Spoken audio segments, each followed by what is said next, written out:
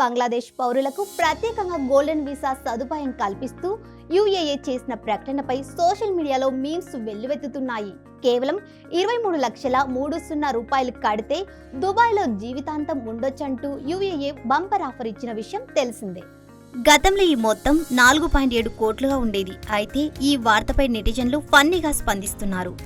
Hera fairy సినిమాలోని అక్షయ్ కుమార్ క్లిప్ను పెట్టి ధనవంతులైన భారతీయులను దుబాయ్ పిలుస్తోందని ఒకరు పోస్టు చేయగా మరొకరు దుబాయ్ వెళ్లడానికి నిధులు సేకరిస్తున్నా అంటూ క్యూఆర్ కోడ్ షేర్ చేశారు.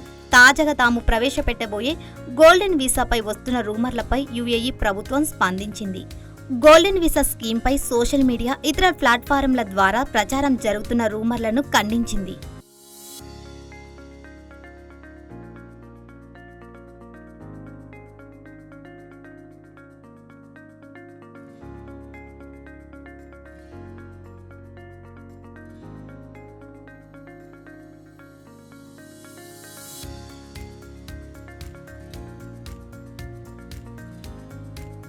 మేం ప్రవేశపెట్టిన గోల్డెన్ వీసాపై ఫేక్ న్యూస్ ని ఎవరు నమ్మొద్దని యుఏఈ తెలిపింది. గోల్డెన్ వీసా కోసం థర్డ్ పార్టీలు నకిలీ వెబ్సైట్లు దరఖాస్తులు స్వీకరిస్తున్నట్లు తప్పుడు సమాచారం వ్యాపించడంతో ప్రజలను అప్రమత్తం చేసింది.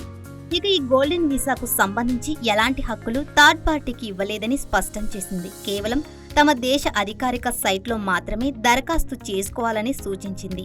మధ్యవర్తులను సంప్రదించవద్దని కోరింది. ఈ విషయంలో ఎవరైనా మోసానికి పాల్పడితే చట్టపరమైన చర్యలు తీసుకుంటామని హెచ్చరించింది.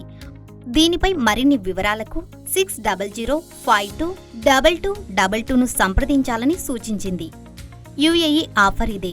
నామినేషన్ ఆధారిత వీసా పాలసీ కింద యుఏఈ ప్రభుత్వం కొత్త రకం గోల్డెన్ వీసాను ప్రవేశపెట్టింది. అర్హులైన భారతీయులు 1,00,000 ఏఏడి అంటే సుమారు 23.30 లక్షల రుసుము చెల్లించి జీవితకాల నివాస వీసాను పొందవచ్చు. కుటుంబ సభ్యులను కూడా దుబాయ్కు తీసుకెళ్లే సౌకర్యం ఉంది. వాళ్లతో పాటు వాళ్ళ ఇంట్లో డ్రైవర్లను, పని మనుషులను, ఇతర వ్యక్తులను సైతం తమ వెంట తీసుకెళ్లే వెసులుబాటు కల్పించింది.